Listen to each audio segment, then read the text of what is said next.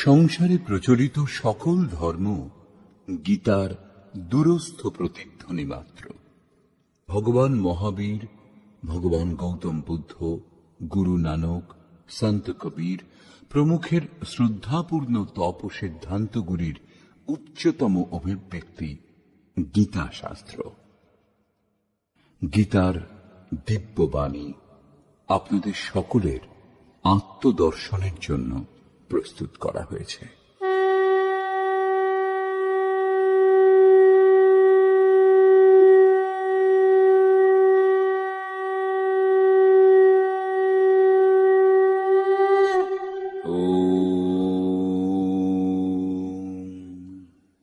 শ্রী পরমাত্মনে নমঃ। যথার্থ গীতা, শ্রীমদ্ ভগবৎ গীতা, অথ ষষ্ঠ অধ্যায়। সংসারে ধর্মের নামে ভিন্ন ভিন্ন রীতিনীতি, পূজা পদ্ধতি, সম্প্রদায়ের বাহুল্য হলে কুরীতি শান্ত করে এক ঈশ্বরের স্থাপনা এবং তাকে কি করে লাভ করা যায়, সেই উপায়গুলিকে বিস্তারিতভাবে দেখাবার জন্য মহাপুরুষের আবির্ভাব হয়।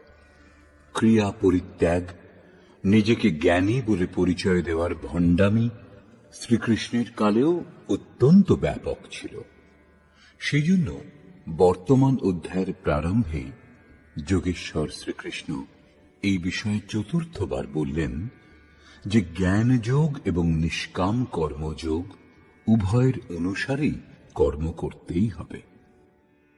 দ্বিতীয় অধ্যায়ে তিনি বলেছিলেন, অর্জুন, ক্ষত্রিয়ের জন্য যুদ্ধ থেকে শ্রেষ্ঠ কল্যাণকর আর কোনো পথ নেই। এই যুদ্ধে পরাজিত হলে দেবত্ব এবং জয়লাভ করলে মহামহিম স্থিতি লাভ করবে। এইরূপ চিন্তা করে যুদ্ধ করো। অর্জুন, এই বুদ্ধি তোমার জন্য জ্ঞান যোগের বিষয় বলা হয়েছে। সেটা কোন বুদ্ধি? এই যে যুদ্ধ করো। জ্ঞান যোগে যে কর্ম করতে হয় না তা নয়। জ্ঞান যোগে কেবল নিজের লাভ লোকসানের বিচার করে নিজের শক্তি সম্বন্ধে সজাগ থেকে কর্মে প্রবৃত্ত হতে হবে, যদিও প্রেরক মহাপুরুষই। জ্ঞান যোগে যুদ্ধ অনিবার্য। তৃতীয় অধ্যায়ে অর্জুন জিজ্ঞাসা করেছিলেন যে, ভগবান, নিষ্কাম কর্মযোগ অপেক্ষা জ্ঞানযোগ যদি শ্রেষ্ঠ বলে আপনার অভিমত, তাহলে আমাকে ঘোর কর্মে কেন নিযুক্ত করছেন? নিষ্কাম কর্মযোগ অর্জুনের কঠিন বলে মনে হচ্ছিল। এই প্রসঙ্গে শ্রীকৃষ্ণ বললেন, এই দুটি সিদ্ধান্ত আমার দ্বারা বলা হয়েছে, কিন্তু কোনো পথেই কর্ম ত্যাগ করে চলবার বিধান নেই। কর্ম আরম্ভ না করে কেউ পরম নৈষ্কর্মে স্থিতি লাভ করতে পারে না, এবং ক্রিয়া আরম্ভ করে তা ত্যাগ করে দিলেও কেউ পরম সিদ্ধি লাভ করতে পারে না। উভয় মার্গেই নিয়ত কর্ম, যজ্ঞের প্রক্রিয়া করতেই হয়। এখন অর্জুন উত্তম রূপে বুঝেছেন যে জ্ঞান মার্গ ভালো লাগুক অথবা নিষ্কাম কর্মযোগ, উভয় দৃষ্টিতেই কর্ম করতে হবে। এরপরেও পঞ্চম অধ্যায়ে তিনি প্রশ্ন করেছিলেন যে ফলের দিক দিয়ে কোনটা শ্রেষ্ঠ, কোনটা সুবিধাজনক। শ্রীকৃষ্ণ বলেছেন, অর্জুন, দুটি পরম শ্রেয় প্রদান করে, দুটি এক স্থানে পৌঁছয়। তবুও সাংখ্য অপেক্ষা নিষ্কাম কর্মযোগ শ্রেষ্ঠ, কারণ নিষ্কাম কর্মের আচরণ না করে কেউ সন্ন্যাসী হতে পারে না। দুই মার্গেই কর্ম একটাই। অতএব স্পষ্ট হল যে সেই নির্ধারিত কর্ম না করে কেউ সন্ন্যাসী হতে পারে না এবং কেউ যোগীও হতে পারে না। এই পথের পথিকের দুটি দৃষ্টিকোণ, যা পূর্বেই বলা হয়েছে। শ্রী ভগবান উবাচ,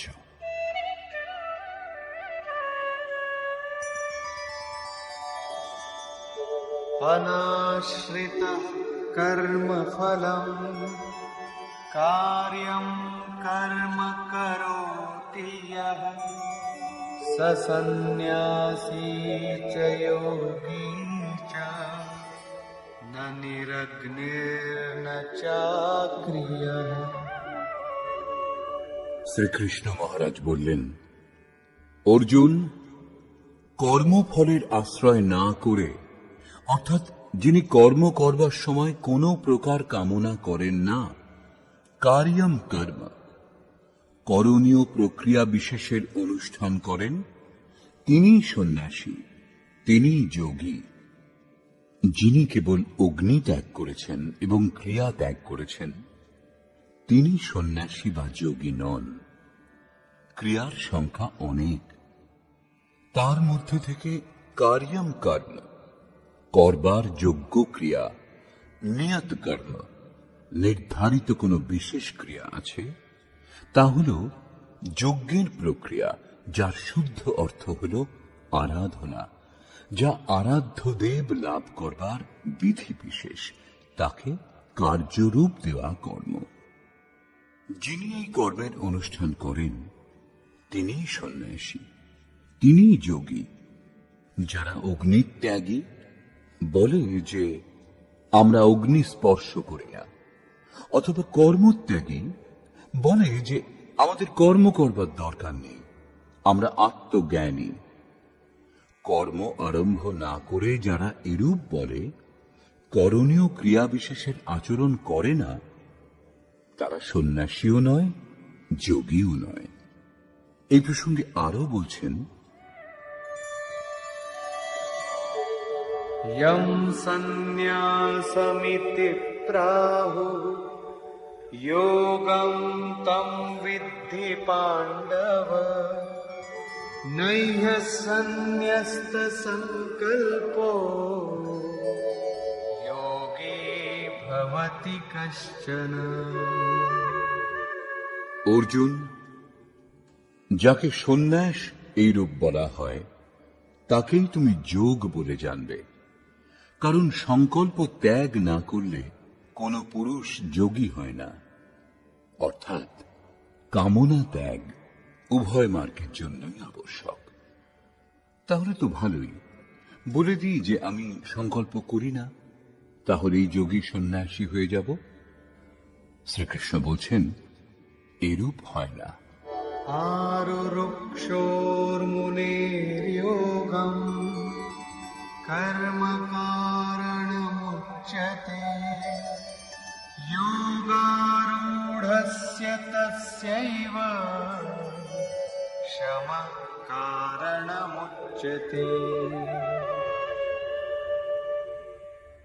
যোগে আরোহণ করতে ইচ্ছুক মননশীল পুরুষের জন্য যোগের প্রাপ্তির জন্য কর্মানুষ্ঠানই সাধন, এবং যোগের অনুষ্ঠান করতে করতে যখন তা পরিণাম দেওয়ার স্থিতিতে আসে, সেই যোগারূঢ়ত্বে সমঃ কারণমুচ্যতে, সকল সংকল্পের অভাবই কারণ। এর পূর্বে সংকল্পের হাত থেকে রেহাই পাওয়া যায় না। এবং यदा हिनेन्द्रियार्थेषु न कर्मस्वनुषज्यते सर्वसंकल्पसन्न्यासी योगारूढस्तदोच्यते। যে কালে পুরুষ ইন্দ্রিয় ভোগে আসক্ত হন না এবং কর্মেও আসক্ত হন না, যোগের পরিপক্ক অবস্থাতে পৌঁছানোর পর কর্ম করে আর কার খোঁজ করা হবে? অতএব নিয়ত কর্ম আরাধনার আর প্রয়োজন হয় না।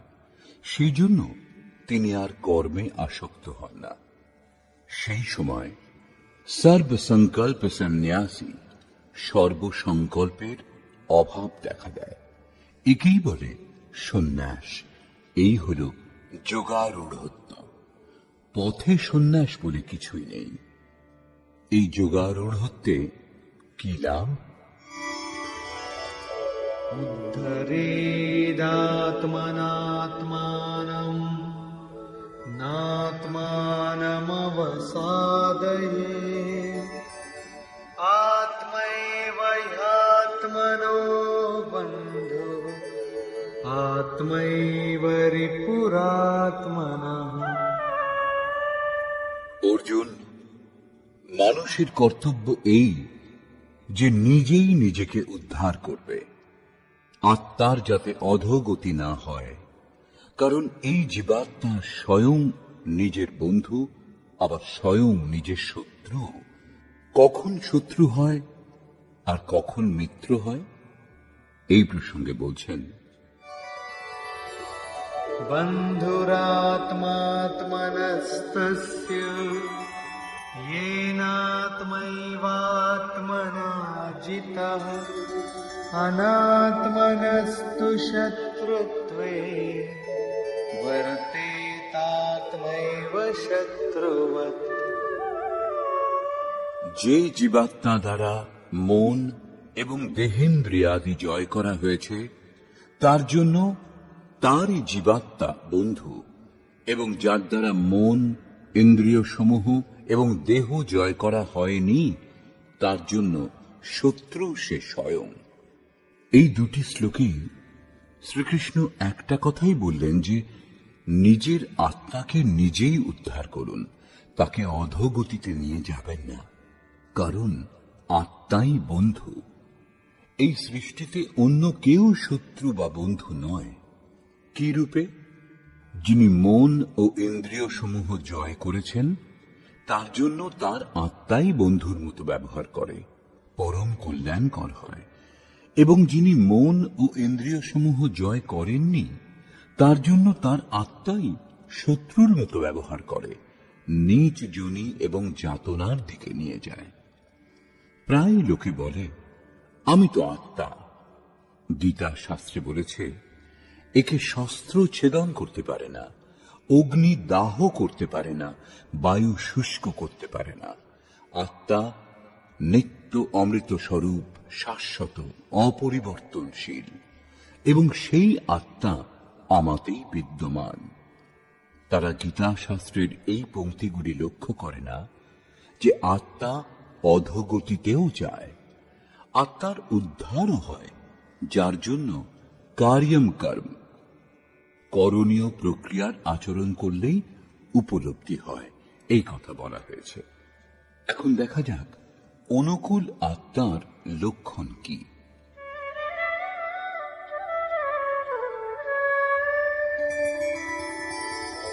जितात्मनः प्रशान्तस्य परमात्मा समाहितः शीतोष्णसुखदुःखेषु तथा मानापमानयोः। শীত ও উষ্ণে, সুখ ও দুঃখে এবং মান ও অপমানে যার অন্তঃকরণের বৃত্তিসমূহ শান্ত, এইরূপ স্বাধীন আত্মা যার, তার মধ্যে পরমাত্মা সদা স্থিত, কখনো পৃথক হন না। জিতাত্মা অর্থাৎ যিনি মন ও ইন্দ্রিয় সমূহ জয় করেছেন, যার বৃত্তি পরম শান্তিতে প্রবাহিত, একেই আত্মার উদ্ধারের অবস্থা বলে। আরো বললেন, ज्ञान विज्ञान तृप्तात्मा कूटस्थो विजितेन्द्रियः युक्त इत्युच्यते योगी समलोष्टाश्मकाञ्चनः। যার অন্তঃকরণ জ্ঞান ও বিজ্ঞানে তৃপ্ত, যার স্থিতি অচল, স্থির এবং নির্বিকার, যিনি বিশেষ রূপে ইন্দ্রিয় সমূহ জয় করেছেন, যার দৃষ্টিতে মাটি, পাথর ও সোনা এক, এইরূপ যোগীকে যুক্ত বলা হয়। যুক্তির অর্থ যোগে সংযুক্ত, একেই বলে যোগের পরাকাষ্ঠা। যোগেশ্বর পঞ্চম অধ্যায়ের শ্লোক সংখ্যা 7 থেকে 12 পর্যন্ত যার বর্ণনা করেছেন। পরম তত্ত্ব পরমাত্মার সাক্ষাৎকার এবং সেই সঙ্গে তাঁকে জানাকেই বলে জ্ঞান। সাধক ইষ্ট থেকে যদি 1 ইঞ্চি দূরেই থাকে, জানবার ইচ্ছুক, তবুও তাকে অজ্ঞানীই বলে। সেই প্রেরক কিরূপে সর্বব্যাপ্ত, কিরূপে প্রেরণা প্রদান করেন, কিরূপে অনেকগুলি আত্মার একসঙ্গে পথ প্রদর্শন করেন, কি রূপে তিনি ভূত, ভবিষ্যৎ এবং বর্তমানের জ্ঞাতা, সেই প্রেরক ইষ্টের কার্যপ্রণালীর জ্ঞানই বিজ্ঞান।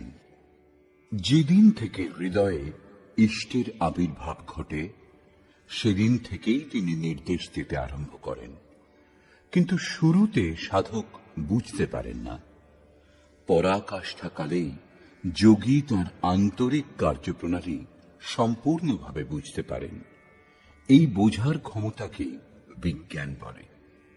যোগারূঢ় অথবা যুক্ত পুরুষের অন্তঃকরণ জ্ঞান বিজ্ঞানে তৃপ্ত থাকে।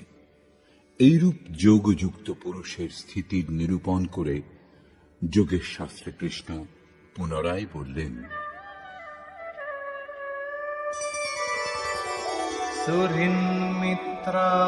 সুহৃন্মিত্রার্युदासीन মধ্যস্থদ্বেষ্য বন্ধুষু সাধুষ্বপি চ পাপেষু সমবুদ্ধির্বিশিষ্যতে। লাভ করবার পর মহাপুরুষ সমদর্শী ও সমবর্তী হন। পূর্বের শ্লোকে তিনি বলেছেন, যিনি পূর্ণ জ্ঞাতা অথবা পণ্ডিত, তিনি বিদ্যা বিনয় সম্পন্ন ব্রাহ্মণে, চণ্ডালে, গরু, কুকুর, হাতিতে সমদর্শী হন। এই শ্লোক তাঁরই পূরক। তিনি আন্তরিকতার সঙ্গে পরের উপকার করেন। এরূপ সহৃদয় মিত্র, শত্রু, উদাসীন, দেশী, বন্ধু, ধর্মাত্মা এবং পাপীদের প্রতিও সমান দৃষ্টি সম্পন্ন যোগযুক্ত পুরুষ অতি শ্রেষ্ঠ। তারা কে কি করে না করে কার্যকলাপের উপর দৃষ্টি দেন না। তাদের ভিতরে যে আত্মা আছে, সেই দিকেই তার দৃষ্টি পড়ে। এদের মধ্যে পার্থক্য কেবল এই দেখেন যে কেউ কিছু নিম্ন স্তরে দাঁড়িয়ে, কেউ নির্মলতার কাছাকাছি পৌঁছেছেন, কিন্তু সে ক্ষমতা সকলের মধ্যেই আছে। এখানে যোগযুক্তের লক্ষণ পুনরায় পুনরাবৃত্তি করা হয়েছে। কিভাবে যোগযুক্ত অবস্থা লাভ করা যায়, কিভাবে যজ্ঞ করা হয়, যজ্ঞস্থলে কিভাবে প্রস্তুত হবে, আসন কেমন হবে, কি রূপে আসনে উপবেশন করা হবে, যজ্ঞকর্তা দ্বারা যে নিয়মগুলি পালন করা হবে, আহার বিহার, শয়ন জাগরণে সংযম এবং কর্মচেষ্টা কিভাবে সম্পাদন হবে, এই বিন্দুগুলির ওপর যোগেশ্বর শ্রীকৃষ্ণ এর পরের 5টি শ্লোকে আলোকপাত করেছেন। আপনিও যাতে সেই যজ্ঞ সম্পন্ন করতে সমর্থ হন। 3য় অধ্যায়ে তিনি যজ্ঞের নাম নিয়ে বলেছেন যে যজ্ঞের প্রক্রিয়াই সেই নিয়ত কর্ম। 4র্থ অধ্যায়ে তিনি যজ্ঞের স্বরূপ বিস্তারপূর্বক বলেছেন, যাতে প্রাণের অপানে আহুতি, অপানের প্রাণে আহুতি, প্রাণ অপানের গতি রোধ করে মনকে নিরুদ্ধ করা হয়। যজ্ঞের শুদ্ধ অর্থ আরাধনা এবং আরাধ্য দেব পর্যন্ত যে প্রক্রিয়ার দ্বারা পৌঁছানো যায়, সেই বিষয়ে 5ম অধ্যায়েও বলা হয়েছে।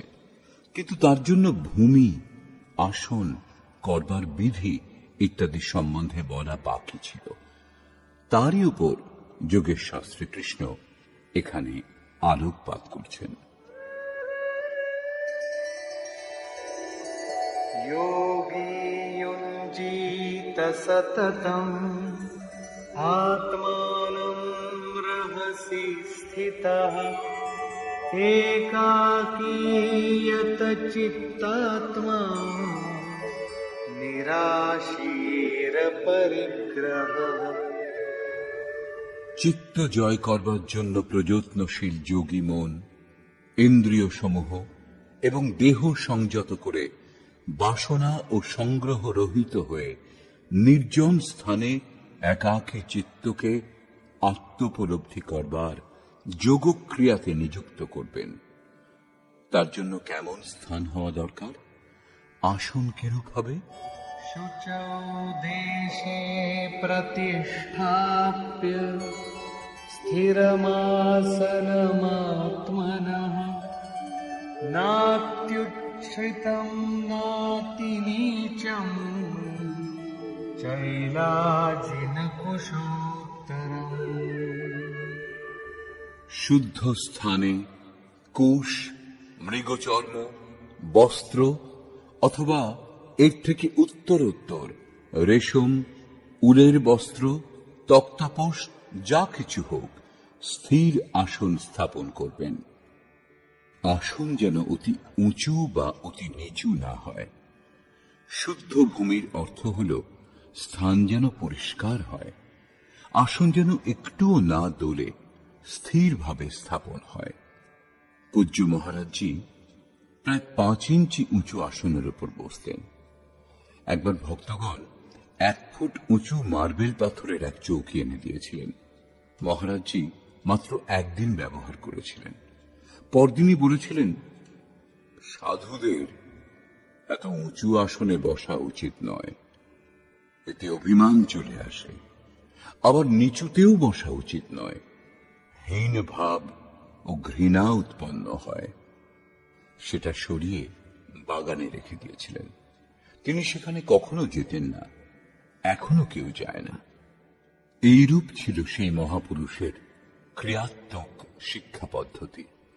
সাধকের জন্য বেশি উঁচু আসন ব্যবহার উচিত নয়, তাহলে ভজন সম্পূর্ণ হবে পরে, আগে অহংকারটাই প্রাধান্য পাবে। এরপরে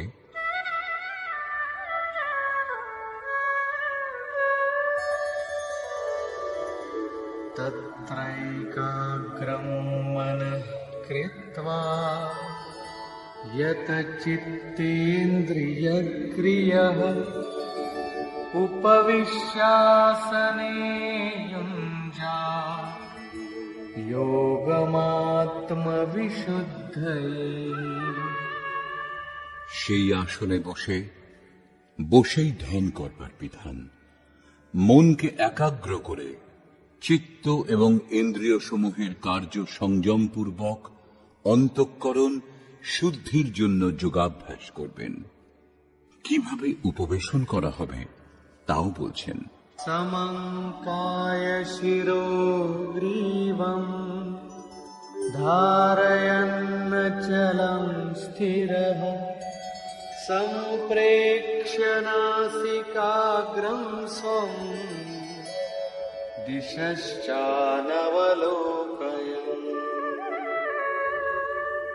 দেহ, গ্রীবা ও মস্তক সরল ও অচল ভাবে স্থির করে যেমন কোন সরল রেখা হয়, এইরূপ সোজা দৃঢ় হয়ে বসুন এবং কোনো দিকে না তাকিয়ে স্বীয় নাসিকাগ্রে দৃষ্টি নিবদ্ধ করুন। নাক দেখবার নির্দেশ দিচ্ছেন না, পরন্তু সোজা বসলে নাকের সোজাসুজি যেখানে দৃষ্টি পড়ে সেখানে দৃষ্টি নিবদ্ধ করুন। এদিক ওদিক দেখার চঞ্চলতা যেন না হয়। স্থির হয়ে বসবেন এবং प्रशान्तात्मा विगतभिः ब्रह्मचारिव्रते स्थितः मनः संयम्य मच्चित्तो युक्त आसीत मत्परः। ব্রহ্মচর্য ব্রতে স্থিত। প্রায় লোকে বলে যে জননেন্দ্রিয় সংযমই ব্রহ্মচর্য, কিন্তু মহাপুরুষগণের অনুভূতি এই যে মন থেকে বিষয় স্মরণ করে, চোখ দিয়ে সেরকম দৃশ্য দেখে, ত্বক দ্বারা স্পর্শ করে, কানে বিষয়োত্তেজক শব্দ শুনে জননেন্দ্রিয় সংযম সম্ভব নয়। ব্রহ্মচারীর বাস্তবিক অর্থ হল ব্রহ্ম আচরত স ব্রহ্মচারী। ব্রহ্মের আচরণ হল নিয়ত কর্ম, যজ্ঞের প্রক্রিয়া, যার অনুষ্ঠান করে ইয়ান্তি ব্রহ্ম সনাতনম, সনাতন ব্রহ্মে বিলীন হয়ে যায়। এর অনুষ্ঠানের সময় স্পর্শান কৃত্বা বহির্বাচ্যান, বাহ্য স্পর্শ, মন এবং ইন্দ্রিয় সমূহের স্পর্শ বাইরেই ত্যাগ করে চিত্তকে ব্রহ্ম চিন্তনে, শ্বাস প্রশ্বাসে, ধ্যানে নিযুক্ত করতে হবে। মন ব্রহ্মে নিযুক্ত থাকলে বাহ্য স্মরণ কে করবে? যদি তবুও বাহ্য স্মরণ হয়, তাহলে মন নিযুক্ত হয়েছে কোথায়? বিকার দেহে নয়, মনের তরঙ্গের মধ্যে থাকে। মন যদি ব্রহ্মাচরণে রত, তাহলে কেবল জননেন্দ্রিয় সংযম নয়, সকল ইন্দ্রিয় সংযম পর্যন্ত স্বাভাবিক হয়ে যায়।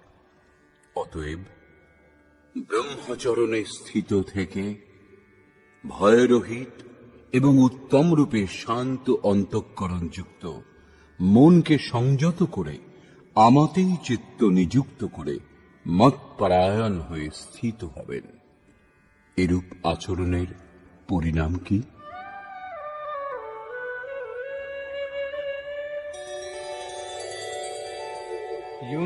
युञ्जन्नेवं सदात्मानं योगी नियतमानसः शान्तिं निर्वाणपरमा मत्संस्थामधिगच्छति।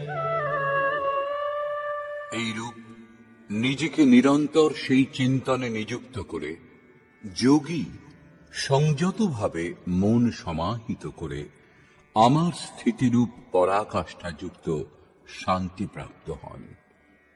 সেই জন্য নিজেকে নিরন্তর কর্মে নিযুক্ত করুন।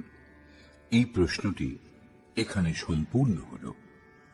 এর পরের দুটি শ্লোকে তিনি বলছেন, পরমানন্দ যুক্ত শান্তির জন্য শারীরিক সংযম, যুক্তাহার, বিহারও আবশ্যক। नात्यश्नतस्तु योगोऽस्ति न चैकान्तमनश्नतः न चाति स्वप्नशीलस्य जाग्रतो नैव चार्जुन।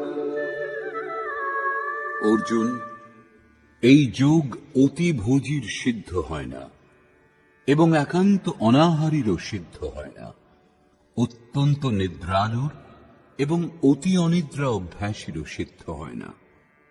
তাহলে কার সিদ্ধ হয়?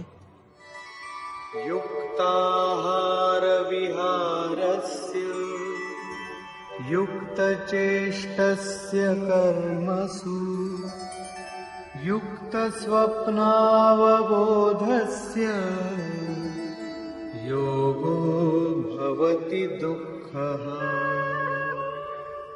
দুঃখের নাশক এই যোগ তার পূর্ণ হয় যিনি পরিমিত আহার বিহার করেন, কর্মে পরিমিত চেষ্টা করেন এবং যার নিদ্রা ও জাগরণ সন্তুলিত।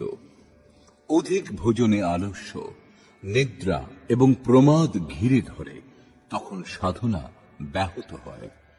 আহার ত্যাগ করলেও ইন্দ্রিয় সমূহ দুর্বল হয়ে যায়, অচল স্থির হয়ে বসবার ক্ষমতা থাকে না।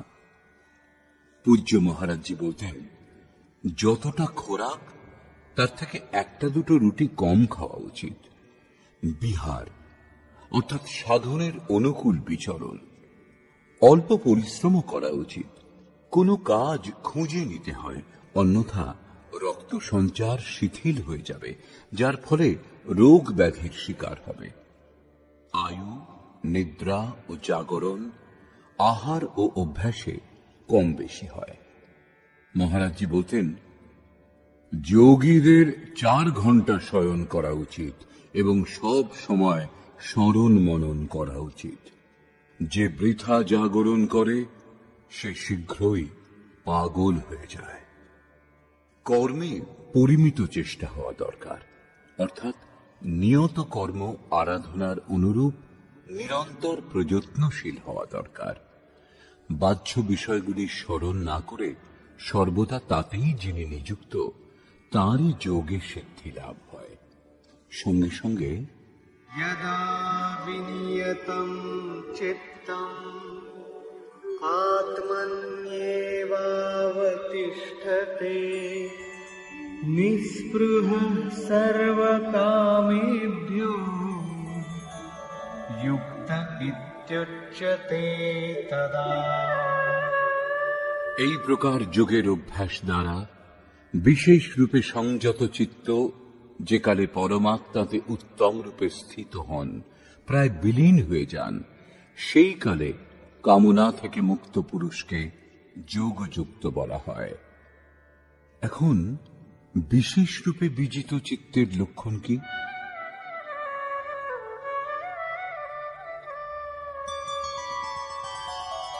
यथा दीपो निवातस्थो नेङ्गते सोपमा स्मृता योगिनो यतचित्तस्य युञ्जतो योगमात्मनः। বায়ুশূন্য স্থানে অবস্থিত দীপ শিখা যেমন কম্পিত হয় না, শিখা ঊর্ধ্বমুখী হয়, তাতে কম্পন হয় না, সেই উপমা দেওয়া হয়েছে পরমাত্মার ধ্যানে প্রবৃত্ত চিত্তজয়ী যোগীর সঙ্গে। প্রদীপ তার উদাহরণ মাত্র। বর্তমান সময়ে প্রদীপের প্রচলন কমে গেছে। বায়ুতে বেগ না থাকলে ধূপকাঠির ধোঁয়া সোজা উপরের দিকে যায়।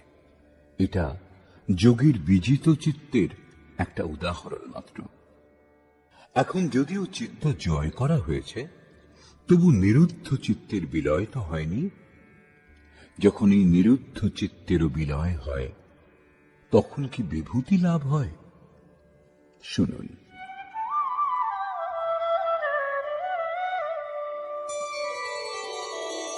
यत्र परमते चित्तं निरुद्धं योगसेवया यत्र चैवात्मनात्मानं पश्यन्नात्मनि तुष्यति। যে অবস্থায় যোগাভ্যাসের দ্বারা অভ্যাস না করলে কখনো নিরুদ্ধ হবে না, অতএব যোগাভ্যাস দ্বারা নিরুদ্ধ চিত্তেরও নিবৃত্তি হয়, বিলীন হয়ে যায়, শেষ হয়ে যায়। সেই অবস্থায় আত্মনা, স্বীয় আত্মার দ্বারা আত্মানম, পরমাত্মার দর্শন করে আত্মনে এবা, স্বীয় আত্মাতে সন্তুষ্ট হয়। কারণ প্রাপ্তিকালে পরমাত্মার সাক্ষাৎকার হয়, কিন্তু পরক্ষণেই তিনি নিজের আত্মাকে সেই শাশ্বত ঈশ্বরীয় বিভূতিগুলিতে ওতপ্রোত দেখেন। ব্রহ্ম যেমন অজর, অমর, শাশ্বত, অব্যক্ত এবং অমৃত স্বরূপ, তেমনি আত্মাও অজর, অমর, শাশ্বত, অব্যক্ত ও অমৃত স্বরূপ আছে, কিন্তু তবুও সেই আত্মা অচিন্ত। যতক্ষণ চিত্ত এবং চিত্তের তরঙ্গ বিদ্যমান, ততক্ষণ আপনার উপভোগের জন্য নয়। নিরুদ্ধ চিত্ত এবং নিরুদ্ধ চিত্তেরও বিলুপ্তিকালে পরমাত্মার সাক্ষাৎকার হয় এবং দর্শনের পরেই সেই ঈশ্বরীয় গুণধর্মে যোগী নিজেকে যুক্ত দেখেন। সেই জন্য তিনি নিজের আত্মাতেই সন্তুষ্ট হন। এই তার স্বরূপ, এই হল পরাকাষ্ঠা। এরই পূরক এর পরের শ্লোকটি। सुखमात्यन्तिकं यत्तद् बुद्धिग्राह्यमतीन्द्रियं वेत्ति यत्र न चैवायं स्थितश्चलति तत्त्वतः। এবং ইন্দ্রিয় সমূহের অতীত কেবল শুদ্ধ সূক্ষ্ম বুদ্ধি দ্বারা গ্রহণযোগ্য যে অসীম আনন্দ আছে, তা যে অবস্থায় অনুভব করেন এবং যে অবস্থায় স্থিত হয়ে এই যোগী ভগবৎ স্বরূপকে তত্ত্ব সহিত জেনে বিচলিত হন না, সর্বদা তাতে প্রতিষ্ঠিত থাকেন।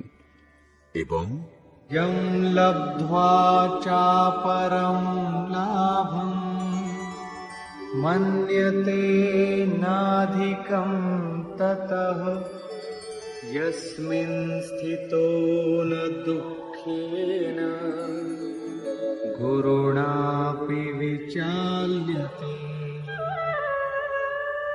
পরমেশ্বরের প্রাপ্তিরূপ যে লাভ, পরাকাষ্ঠার শান্তি লাভ করে যোগী অন্য লাভ তদপেক্ষা অধিক মনে করেন না।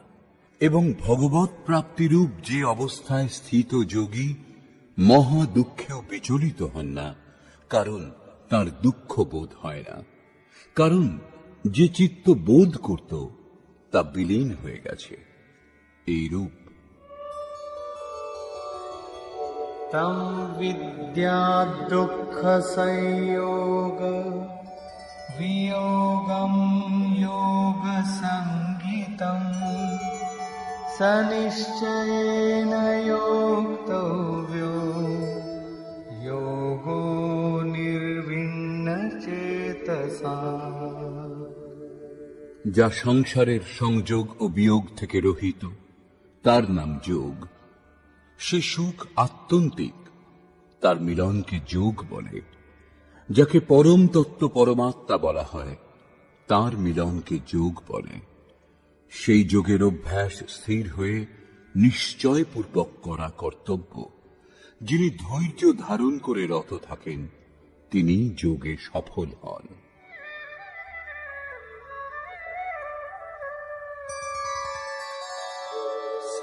संकल्पप्रभवान् कामान् त्यक्त्वा सर्वान् शेषतः मनसैवेन्द्रियग्रामम् विनियम्य समन्ततः। সেই জন্য মানুষের উচিত সংকল্পজাত সমস্ত কামনাগুলি সম্পূর্ণভাবে ত্যাগ করে মন থেকে ইন্দ্রিয় সমূহকে সকল বিষয় থেকে উত্তম রূপে নিবৃত্ত করে शनैः शनैरुपरमेद् बुद्ध्या धृतिगृहीतया आत्मसंस्थं मनः कृत्वा न किञ्चिदपि चिन्तयेत्। অভ্যাস করে ধীরে ধীরে উপরত করবে, চিত্ত নিরুদ্ধ এবং বিলীন হয়ে যাবে। অতঃপর ধৈর্যযুক্ত বুদ্ধির দ্বারা মনকে পরমাত্মাতে স্থিত করে অন্য কিছুই চিন্তা করবে না। লাভ করবার বিধান নিরন্তর প্রবৃত্ত থেকেই, কিন্তু শুরুতে মন লাগে না। এই প্রসঙ্গে যোগেশ্বর বলছেন,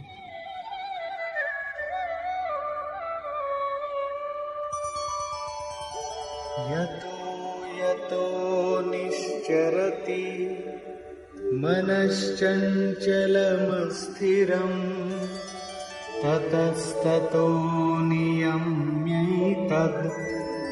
आत्मन्येव वशं नयेत्। এই অস্থির ও চঞ্চল মন যে যে কারণে সাংসারিক পদার্থে ধাবিত হয়, সেই সেই বিষয় থেকে নিবৃত্ত করে বারবার অন্তরাত্মাতেই নিরুদ্ধ করবেন। প্রায় লোকে বলে যে মন যেখানে যেতে চায় যেতে দাও, প্রকৃতির মধ্যেই কোথাও যাবে এবং প্রকৃতিও ব্রহ্মের অন্তর্গত।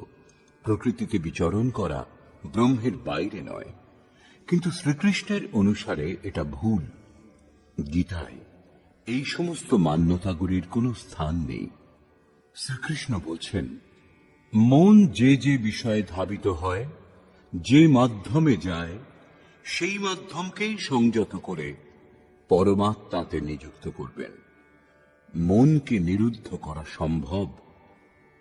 এই নিরুদ্ধের পরিণাম কি?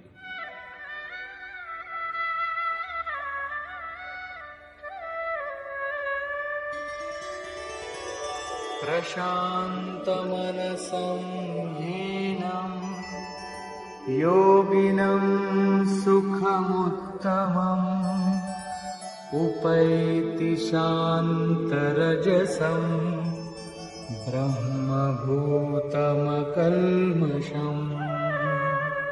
যার মন পূর্ণরূপে শান্ত, যিনি পাপমুক্ত, যার রজোগুণ শান্ত হয়ে গেছে, ব্রহ্মের সঙ্গে একীভূত, এরূপ যোগী সর্বোত্তম আনন্দ লাভ করেন, যার থেকে শ্রেষ্ঠ কিছুই নেই। এই প্রসঙ্গে পুনরায় জোর দিলেন।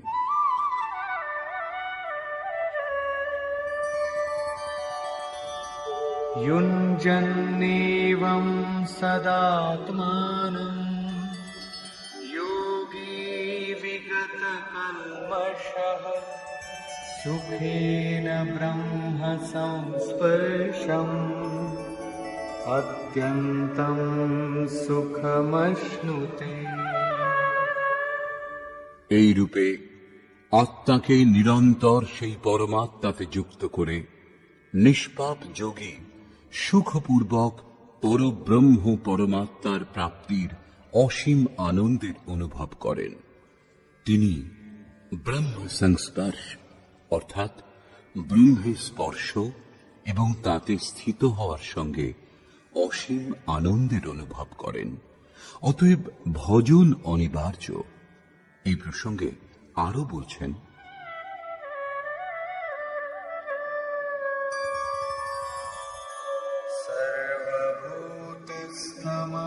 सर्वभूतस्थमात्मानं सर्वभूतानि चात्मनि ईक्षते योगयुक्तात्मा सर्वत्र समदर्शनः।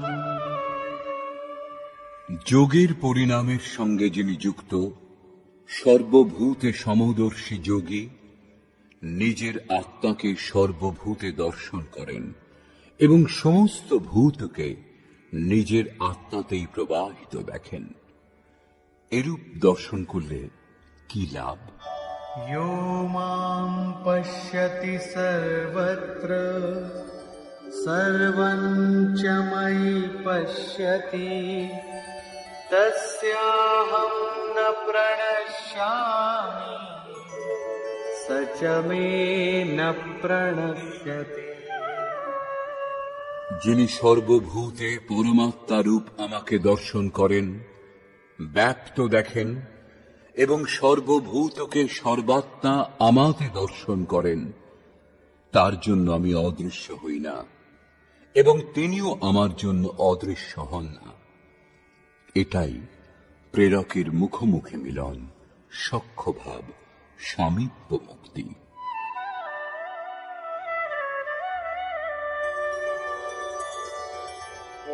सर्वभूतस्थितं यो मां भजत्येकत्वमास्थितः सर्वथा वर्तमानोऽपि स योगी मयि वर्तते। যিনি বহুর মধ্যে উপরোক্ত একত্বভাবে আমাকে ভজনা করেন, তিনি সর্বপ্রকারের কার্যে নিযুক্ত থেকেও আমাতেই অবস্থিতি করেন, কারণ আমি ব্যতীত তার জন্য আর কেউ নেই। তার সব কিছু বিলীন হয়ে গেছে। সেই জন্য এখন তিনি ওঠা বসা যা কিছু করেন আমার সংকল্পেই করেন।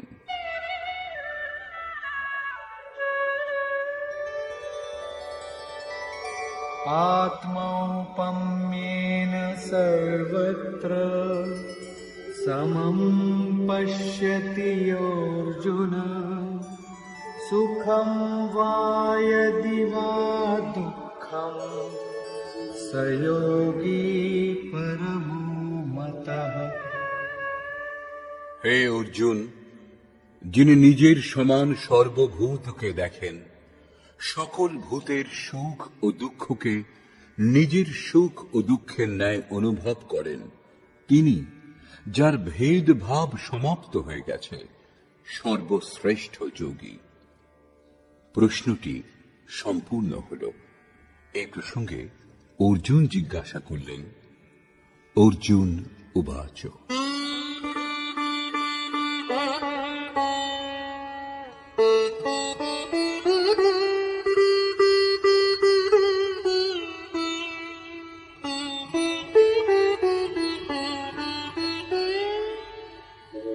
योऽयं योगस्त्वया प्रोक्तः साम्येन मधुसूदन एतस्याहं न पश्यामि चञ्चलत्वात् स्थितिं स्थिराम्। হে মধুসূদন, যে যোগ আপনি ব্যাখ্যা করলেন যাতে সমদর্শী হওয়া যায়, মন চঞ্চল, এই কারণে দীর্ঘকাল স্থায়ী স্থিতিতে আমি নিজেকে দেখছি না।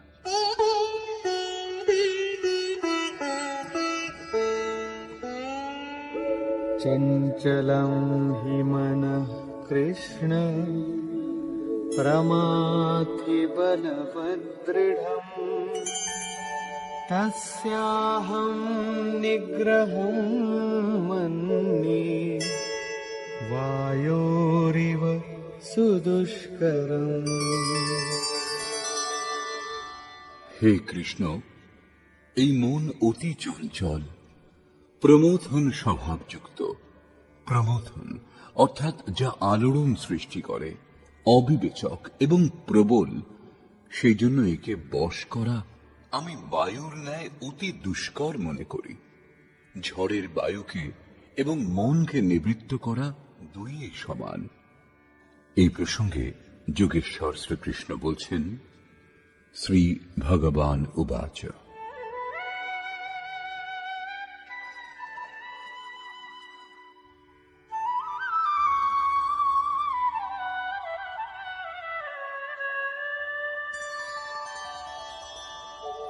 असंशयं महाबाहो मनो दुर्निग्रहं चलम् अभ्यासेन तु कौन्तेय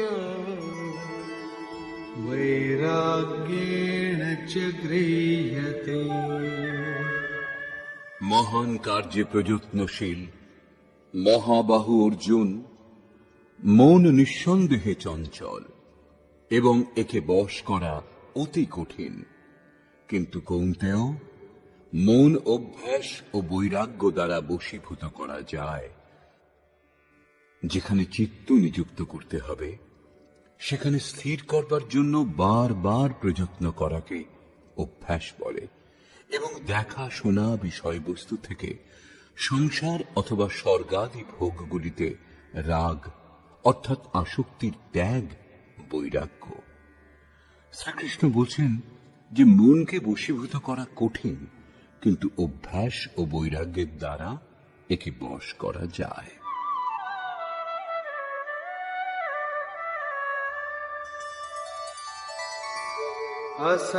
असंयतात्मना योगो दुष्प्राप इति मे मतिः वश्यात्मना तु यतता शक्यो वाप्तुमुपायतः। অর্জুন, যে পুরুষ মনকে বশ করেনি তার পক্ষে যোগ দুষ্প্রাপ্য, কিন্তু যার মন সবশ, সেই প্রযত্নশীল পুরুষ যোগ লাভ করতে পারেন। এই আমার অভিমত। যত কঠিন তুমি মনে করছো তত কঠিন নয়। অতএব একে কঠিন মনে করে ত্যাগ করে দিও না, প্রযত্নপূর্বক এই যোগ লাভ করো, কারণ মন বশীভূত হলেই যোগ সম্ভব। এই প্রসঙ্গে অর্জুন জিজ্ঞাসা করলেন, অর্জুন উবাচ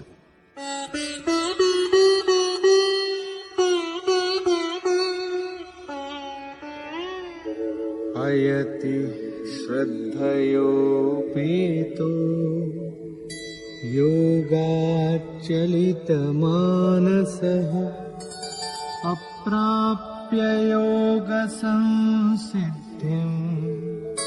कां गतिं कृष्ण गच्छति। যোগ করতে করতে যদি কোনো ব্যক্তির মন যোগচ্যুত হয়, যদ্যপি তিনি এখনো শ্রদ্ধাবান, তথাপি এরূপ ব্যক্তি ভগবৎ সিদ্ধি লাভ না করে কোন গতি পেয়ে থাকেন? कच्चिन्नो भयविभ्रष्टः छिन्नाभ्रमिव नश्यति अप्रतिष्ठो महाबाहो विमूढो ब्रह्मणः पथि। মহাবাহু শ্রীকৃষ্ণ ভগবৎ প্রাপ্তির মার্গ থেকে বিচলিত সেই মোহিত ব্যক্তি ছিন্ন ভিন্ন মেঘের ন্যায় উভয় দিক থেকে নষ্টভ্রষ্ট হয়ে যান কি? একখণ্ড মেঘ বর্ষাও দিতে পারে না, আবার বড় মেঘের সঙ্গে মিশতেও পারে না, দেখতে দেখতে হাওয়ায় বিলুপ্ত হয়ে যায়। সেইরূপ শিথিল প্রযত্নশীল কিছুকাল সাধনা করে স্থগিত করে দিলে তিনি নষ্ট হয়ে যান কি? তিনি আপনার সঙ্গে একীভূত হতে পারেন না এবং ভোগগুলিকেও ভোগ করতে পারেন না, তাহলে তার গতি কি হয়?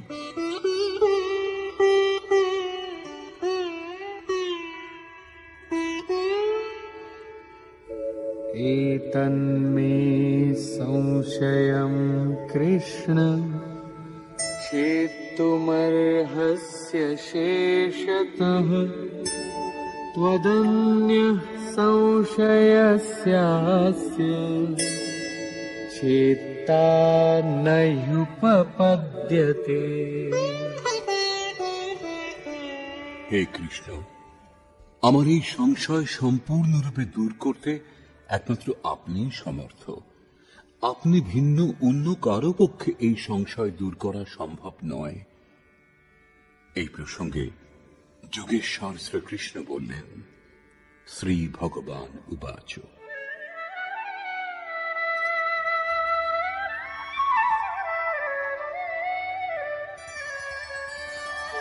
पार्थ नैवेह नामुत्र विनाशस्तस्य विद्यते न हि कल्याणकृत् कश्चिद् दुर्गतिं तात गच्छति। পার্থিব দেহকেই রথ ভেবে লক্ষ্যের দিকে অগ্রসর অর্জুন, সেই পুরুষের না এই লোকে না পরলোকেও নাশ হয়। কারণ হে বৎস, সেই পরম কল্যাণকর নিয়ত কর্মের আচরণ করেন যিনি, তার কখনো দুর্গতি হয় না। তাহলে তার কি হয়? प्राप्य पुण्यकृतां लोकान् उषित्वा शाश्वती समाः शुचीनां श्रीमतां गेहि योगभ्रष्टोऽभिजायते। মন বিচলিত হলে যোগভ্রষ্ট সেই ব্যক্তি পুণ্যবানগণের লোকাদিতে বাসনাগুলি ভোগ করেন। যে বাসনাগুলির জন্য তিনি যোগভ্রষ্ট হয়েছিলেন, ভগবান অল্প সময়ের মধ্যেই সব দেখিয়ে শুনিয়ে দেন। সেগুলিকে ভোগ করে তিনি সুচীনাম শ্রীমতাং সদাচার সম্পন্ন শ্রীমান পুরুষের গৃহে জন্মগ্রহণ করেন। শ্রীমান তিনি, যিনি শুদ্ধ আচরণ করেন। अथवा योगिनामेव कुले भवति धीमता एतद्धि दुर्लभतरं लोके जन्म यदीदृशम्। অথবা সেই স্থানেও যদি জন্ম না হয়, তাহলে স্থির বুদ্ধি যোগীগণের কুলে তিনি প্রবেশ পেয়ে যান। শ্রীমান পুরুষের গৃহে পবিত্র সংস্কার ছেলেবেলা থেকেই পড়তে থাকে, কিন্তু সেখানে জন্ম না হলে তিনি যোগীগণের কুলে গৃহে নয় শিষ্য পরম্পরায় প্রবেশ পেয়ে যান।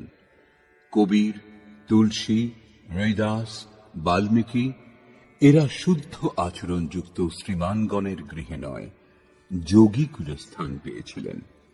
সদ্গুরুর কুলে সংস্কারের পরিবর্তনও একটা জন্ম, এবং এইরূপ জন্ম সংসারে নিঃসন্দেহে অতি দুর্লভ। যোগীগণের কুলে জন্মের অর্থ কেবল তাদের পুত্ররূপেই উৎপন্ন হওয়া নয়, গৃহত্যাগের পূর্বে যারা পুত্ররূপে জন্মগ্রহণ করে তারা মোহবশত মহাপুরুষকে পিতা বলে মনে করলেও সেই মহাপুরুষের জন্য ঘর পরিবারের নামে আপনজন বলে কেউ থাকে না। যে শিষ্য তার আদর্শকে সম্বল করে নিষ্ঠা ভরে তার অনুষ্ঠান করেন, তার মহত্ব পুত্র অপেক্ষা বহু গুণ বেশি। সেই কারণে সেই শিষ্যই তার বাস্তবিক পুত্র। যে ব্যক্তি যোগের সংস্কারের সঙ্গে যুক্ত নয় তাকে মহাপুরুষগণ শিষ্য বলে গ্রহণ করেন না।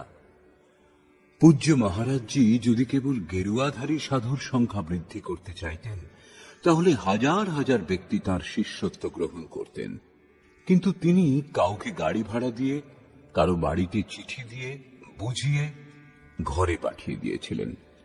কেউ জিদ করলে তিনি যত রকম কুলক্ষণে দেখতে পেতেন। অন্তর থেকে নিষেধ হতো যে এর মধ্যে সাধু হওয়ার একটা লক্ষণও নেই, একে রাখা ঠিক হবে না, এ পার হতে পারবে না। নিরাশ হয়ে দু একজন পাহাড় থেকে ঝাঁপ দিয়ে জীবন ত্যাগও করেছিল, কিন্তু মহারাজজি তাদেরও নিজের আশ্রমে স্থান দেননি। পরে জানতে পেরে বলেছিলেন, যদিও জানতাম খুবই ব্যাকুল, তবুও মরে যাবে জানলে পরে রেখে নিতাম। একজন পতিত ব্যক্তি থাকত, আর কি হতো।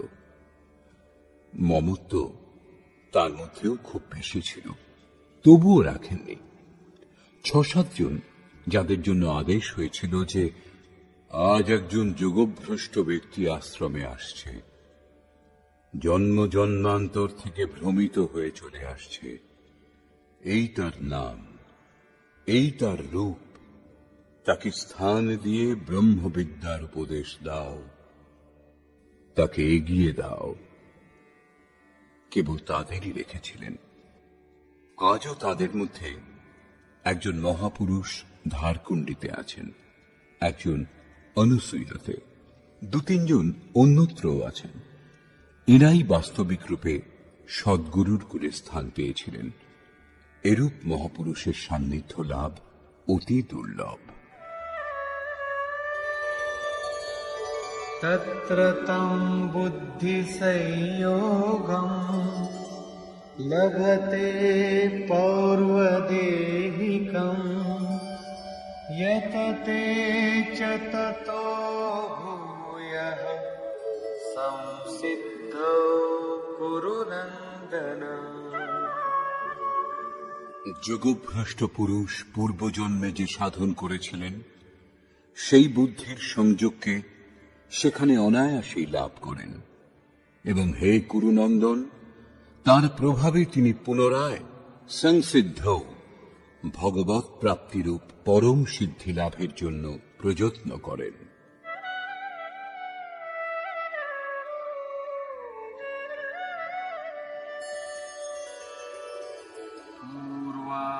पूर्वाभ्यासेन तेनैव ह्रियते ह्यवशोऽपि सः जिज्ञासुरपि योगस्य शब्दब्रह्माति वर्तते। শ্রীমানের গৃহে বিষয়ের বশীভূত হয়েও তিনি পূর্বজন্মের সেই অভ্যাস দ্বারা ভগবৎ পথের দিকে আকর্ষিত হন, এবং যোগে শিথিল প্রযত্নশীল সেই জিজ্ঞাসু ও বাণীর বিষয়কে পার করে নির্বাণ পদপ্রাপ্ত হন। এটাই তার প্রাপ্তির উপায়। এক জন্মে কেউ লাভ করেনও না। प्रयत्नाद्यतमानस्तु योगी संशुद्ध किल्बिषः अनेकजन्म संसिद्धः ततो याति परां गतिम्। অনেক জন্ম থেকে প্রযত্নশীল যোগী পরম সিদ্ধি লাভ করেন। যিনি প্রযত্নপূর্বক অভ্যাস করেন তিনি সমস্ত পাপ থেকে মুক্ত হয়ে পরম গতি লাভ করেন। এটাই প্রাপ্তির ক্রম। শিথিল প্রযত্ন দ্বারা যোগের আরম্ভ হয়। মন বিচলিত হয়ে পথভ্রষ্ট হলে পুনরায় জন্মগ্রহণ করতে হয়। পরে সদ্গুরুর কুলে প্রবেশ পাওয়া যায় এবং প্রত্যেক জন্মে অভ্যাসে প্রবৃত্ত থেকে সেখানেই পৌঁছন, যাকে পরম গতি, পরম ধাম বলা হয়। শ্রীকৃষ্ণ বলেছেন যে এই যোগে বীজের নাশ হয় না। আপনি এই পথে শুধু দুপা চলুন, সেই সাধনের কখনো নাশ হবে না। যে কোনো পরিস্থিতিতে পুরুষ এতটা নিশ্চয়ই করতে পারেন, কারণ অল্প সাধন নানা পরিস্থিতিতে ঘিরে থাকে যে ব্যক্তি সেই করতে পারে, কারণ তার সময় নেই। আপনি কালো ফর্সা যাই হন, এই পৃথিবীর যেখানেই আপনি থাকুন না কেন, এই গীতা শাস্ত্র সকলের জন্য, আপনার জন্য। শর্ত এই যে আপনি মানুষ হবেন। উৎকট প্রযত্নশীল যিনি হন, কিন্তু শিথিল প্রযত্নশীল কেবল গৃহস্থই হয়। গীতা গৃহস্থ, বৈরাগ্যবান, শিক্ষিত, অশিক্ষিত, সর্বসাধারণ মানুষ মাত্রের জন্য, শুধু সাধু নামক বিশেষ কোন প্রাণীদের জন্য নয়। শেষে যোগেশ্বর শ্রীকৃষ্ণ নির্ণয় করলেন,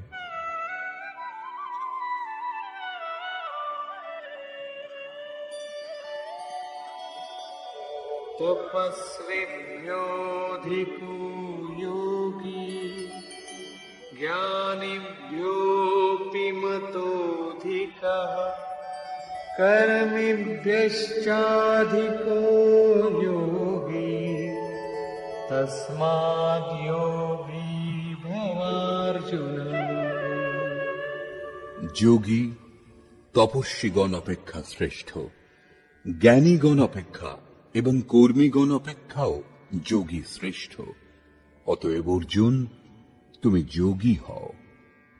তপস্বী মন এবং ইন্দ্রিয় সমূহকে সংযম করে যোগ স্থিতিতে পৌঁছবার জন্য তপস্যা করেন, এখনো যোগযুক্ত হননি। কর্মী কর্মী এই নিয়ত কর্মকে জেনে তাতে প্রবৃত্ত হন। তিনি নিজের সামর্থ্যের বিবেচনা না করেই প্রবৃত্ত হন এবং সমর্পণের ভাব নিয়েও প্রবৃত্ত হন না, কর্ম করেন মাত্র। জ্ঞানী জ্ঞানমার্গী সেই নিয়ত কর্ম, যজ্ঞের প্রক্রিয়া বিশেষ উত্তম রূপে অবগত হয়ে নিজের ক্ষমতা বিবেচনা করে তাতে প্রবৃত্ত হন। তার লাভ লোকসানের দায়িত্ব তার নিজের উপরেই থাকে। যোগী নিষ্কাম কর্মযোগী ইষ্টের উপর নির্ভর করে পূর্ণ সমর্পণের সঙ্গে সেই নিয়ত কর্ম যোগ সাধনাতে প্রবৃত্ত হন। তার যোগক্ষেমের দায়িত্ব স্বয়ং ভগবান এবং যোগেশ্বর বহন করেন। পতনের পরিস্থিতি এলেও তার পতনের ভয় নেই, কারণ যে পরম তত্ত্ব লাভে তিনি ইচ্ছুক, সেই পরম তত্ত্ব তার সব ভার বহন করেন। তপস্বী নিজেকে যোগযুক্ত করবার জন্য প্রযত্নশীল। কর্মী সেই নিয়ত কর্ম জেনেই কর্মে প্রবৃত্ত। উভয়েরই পতনের সম্ভাবনা অধিক, কারণ এদের মধ্যে সমর্পণের ভাব থাকে না এবং নিজের লাভ লোকসান বুঝবার ক্ষমতাও নেই। কিন্তু জ্ঞানী যোগের পরিস্থিতি সম্বন্ধে অবগত, নিজের সামর্থ্য বোঝেন, তার সব ভার তার নিজের উপরই থাকে। কিন্তু নিষ্কাম কর্মযোগী নিজেকে ইষ্টের উপর ছেড়ে দেন, এই ভেবে যে ইষ্টদেবী সব ভার, সব দায়িত্ব নেবেন। পরম কল্যাণের পথে উভয়েই ঠিক চলেন। কিন্তু যার সব ভার ইষ্ট নেন, তিনি এদের সকলের চেয়ে শ্রেষ্ঠ, কারণ প্রভু তাকে গ্রহণ করেছেন। তার লাভ লোকসান সবকিছু প্রভু দেখেন, সেই জন্য যোগী শ্রেষ্ঠ। অতএব অর্জুন, তুমি যোগী হও, সমর্পণের সঙ্গে যোগের আচরণ করো। যোগী শ্রেষ্ঠ, কিন্তু তার থেকেও শ্রেষ্ঠ তিনি, যিনি অন্তর থেকে প্রবৃত্ত হন। এই প্রসঙ্গে বলছেন, योगिनामपि सर्वेषां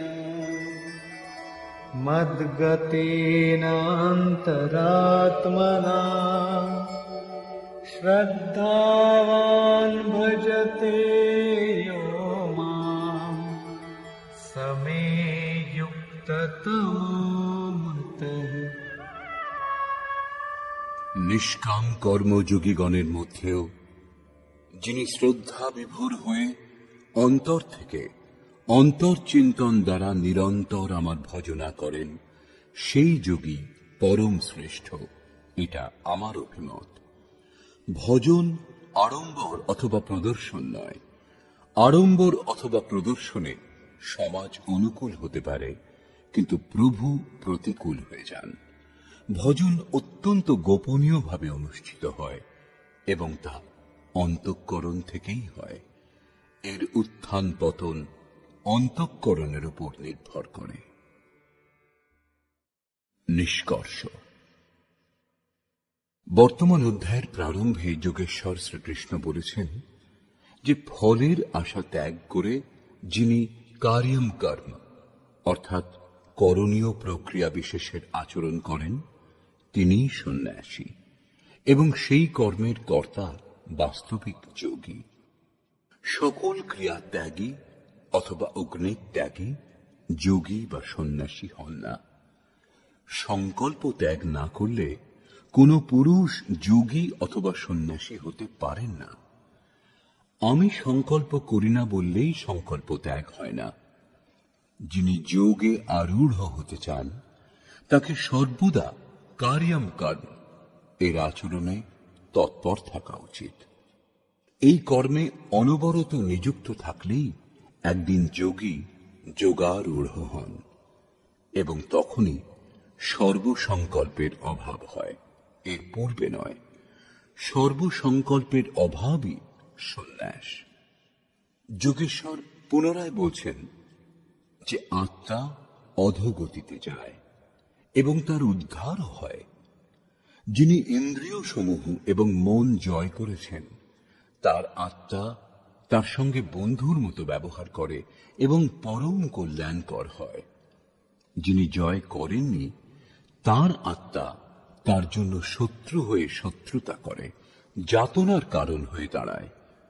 অতএব মানুষের উচিত যাতে আত্মা অধোগতিতে না যায় তার চেষ্টা করা।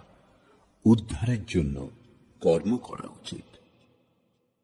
যোগেশ্বর ভগবৎ প্রাপ্ত যোগীর স্থিতি স্পষ্ট করলেন।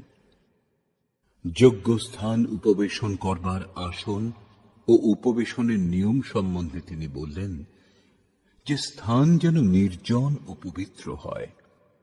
বস্ত্র মৃগচর্ম অথবা কুশাসনের মধ্যে যে কোনো একটা হওয়া উচিত। কর্মের অনুরূপ চেষ্টা, যুক্তাহার, বিহার, নিদ্রা জাগরণের সংযমের উপর তিনি জোর দিলেন।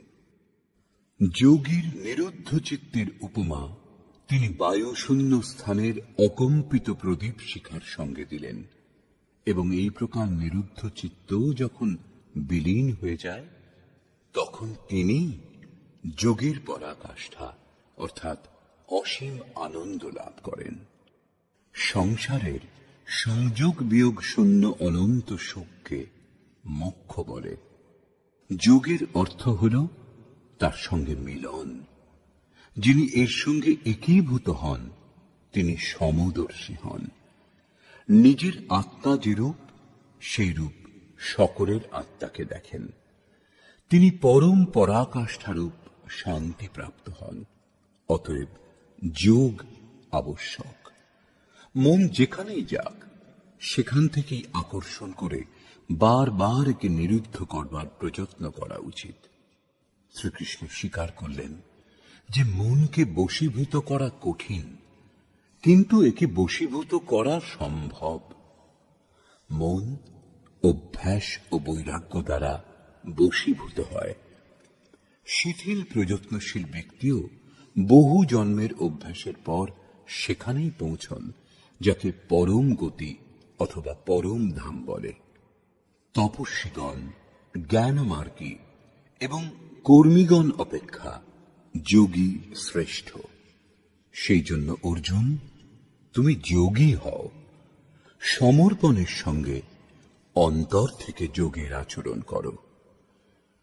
বর্তমান অধ্যায়ে যোগেশ্বর শ্রীকৃষ্ণ প্রমুখ রূপে যোগ প্রাপ্তির জন্য অভ্যাসের উপর জোর দিলেন। অতএব